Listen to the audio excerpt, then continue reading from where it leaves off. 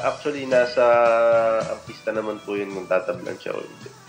Pero lalong-lalo na siyempre mga ganun ka-eksena mo nga talagang tatablan ka.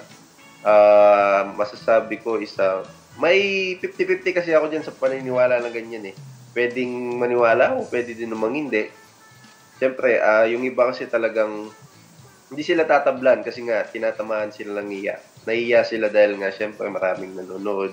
Andun yung mga director, yung production, siyempre, yun nga, talagang hindi naman talaga titigas. Pero siyempre, pag nasanay ka na and gustong-gusto mo yung babae at crush mo yung babae, posible naman di ka tablan. So, ibig sabihin, crush mo si Angela tuloy, crush mo si Andrea. Actually, nag-crush ko naman talaga siya, Tito. Hindi naman, naging crush ko siya hindi dahil sa pagbe-bedseen na ganyan. Mabait siya. Sobrang bait niya. Tsaka napakamahinahon niyang tao. Yes. At saka masayang kasama si Andrea, hindi ba?